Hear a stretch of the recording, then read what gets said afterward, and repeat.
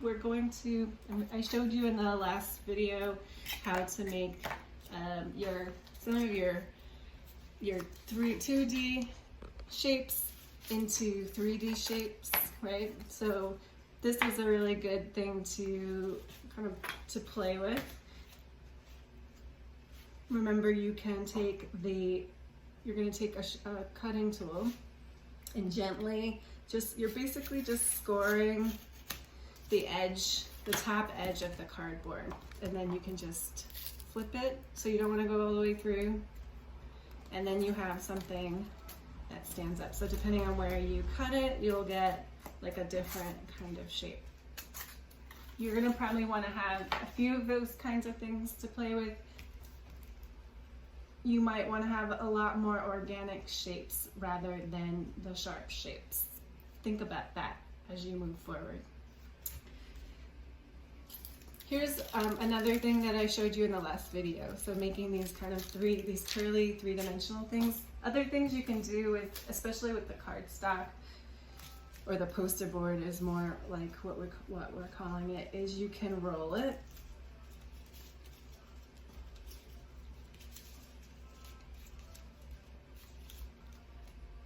And then you have spirals. So maybe you want to have a lot of spirals. So I have this thing, and then if I just pull it out this way,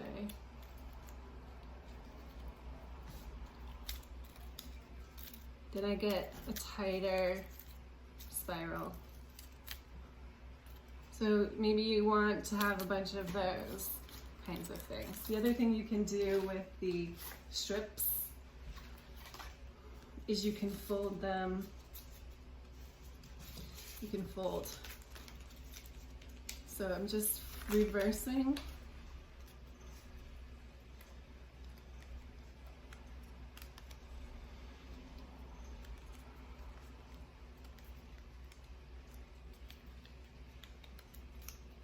You can do this with any shape. And then I have this kind of accordion. It's like a boing boing. So these are kind of what I would consider kind of boingy shapes. But maybe you want your sculpture to have like a lot of action in it. This kind of triangle. I'm gonna make a sharper. Remember we were talking about lines and types of shapes that express faster or pointier direction or movement or feeling. So something really sharp like this as opposed to like less sharp is going to give you a different feeling. So maybe you want to have a lot of these kinds of triangles. But you can also alter these triangles and make them three-dimensional. And I did talk about this in the other video. If you notice my cardboard looks like it hasn't been cut into, that's because the other cardboard I was using started to kind of fall apart and become less easy to work with. So you might want to consider changing out your cardboard. So this already becomes like a different kind of shape. It's no longer really like a triangle, but depending on what direction you use it in, you still might have this like this pointy shape to it. Making, you're gonna wanna have a bunch of repeating elements so that your sculpture has some repeating. I would say that gives it some language, visual language that people can read through a little easier. So I like these kinds of donut wheel shapes, so I made a bunch of those. I might still make like another 5 of these, so I have 10 of these to play with. And I just freehand that, but remember you can use templates that are around your house to make circles.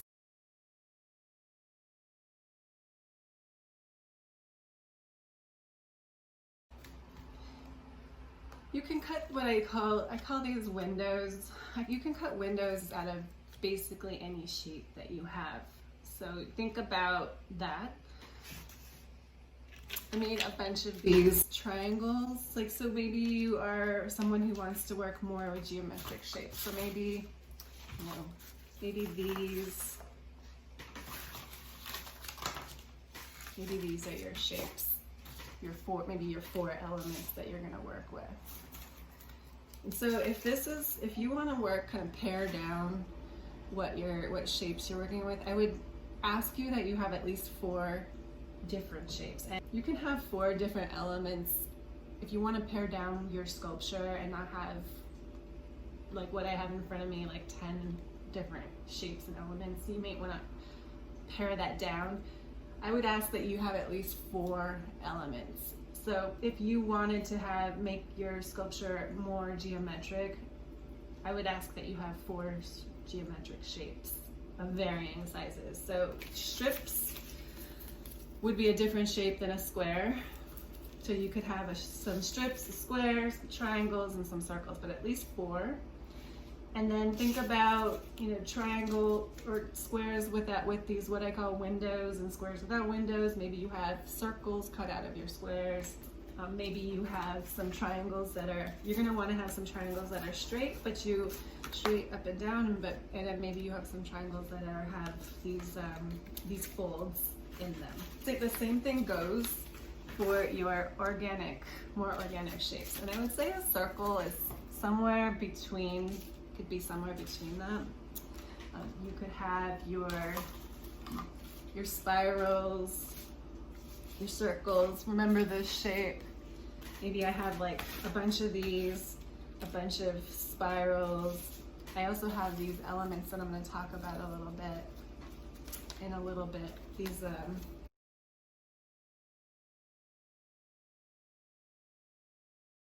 that's 1, 2, 3, 4. So if you wanted to pare down your sculpture to be like a more organic sculpture, then maybe you have 4 elements that are a little bit more organic, or you can, you know, obviously mix and match. But for whatever you're doing, I want you to have at least 4 elements, and then you can have as many as you want to work with over 4. So how do you cut shapes out that you might want to use repetitively? So I have this shape that I really like to work with, and I just traced it. And I traced it in a way that maybe this could also be an element in my sculpture. So I traced it in kind of a pattern. So maybe this gets, or maybe I cut these shapes out right here. And that would be really cool. Actually, that's what I probably will do. So you're gonna place whatever shape you want down, and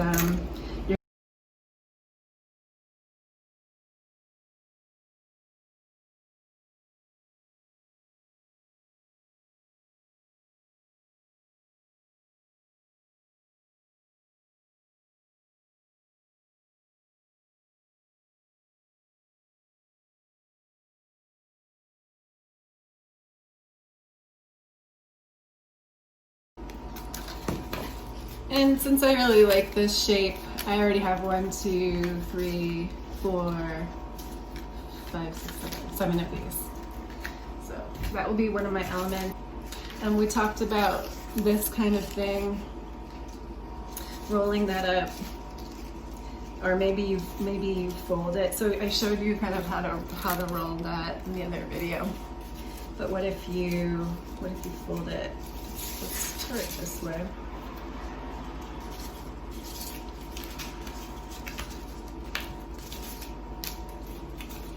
So I don't actually know what the result of this is going to be. And I would really like you to explore the potential for whatever might happen. And you can decide after you've explored it, you don't like it, and you're not going to use it as an element in your sculpture. But I would advise you that you keep these shapes around. That's cool. that you keep these shapes around so that you might change your mind when you're building to use some of these elements that you didn't think you'd like in the first place. So yeah, I have a couple of these boing boing things. I might make a few more of these just so I have them around. Another thing you can do is play with texture. So it might be hard to see, but that you can see. Those are perforations. Really simple. You can use different kinds of materials, but I just use my pen.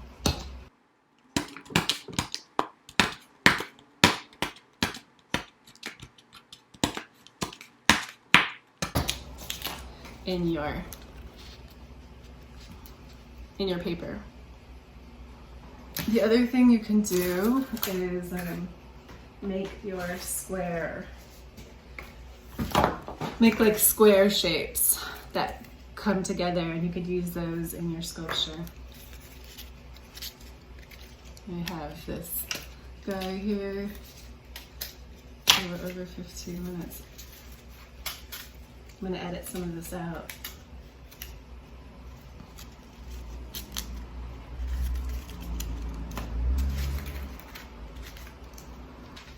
Alright, so the other thing you can make are these tube shapes, and I did that by winding it around a dowel. So I'm just going to cut a little bit off of this. So you want a little extra paper. You're going to take your dowel.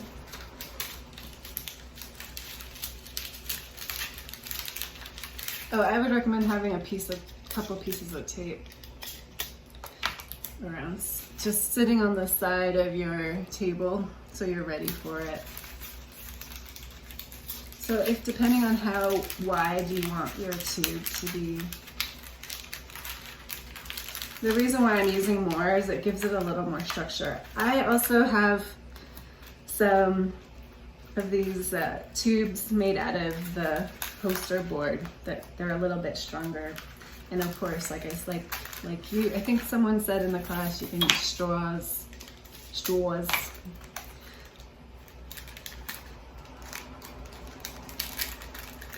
And then you could cut these up into smaller, like you could cut these up into really small sections. Oops, that one wasn't really cut. So make sure if you do cut them up that you have enough tape on them.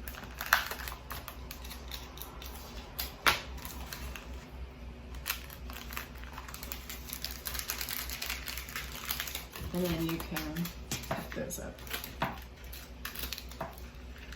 into whatever size tubes you might want. So you could wait to do that for when you're building your sculpture, so you might just have some variety of different size tubes. Remember, you can do the same thing with your toilet paper rolls and your paper towel rolls.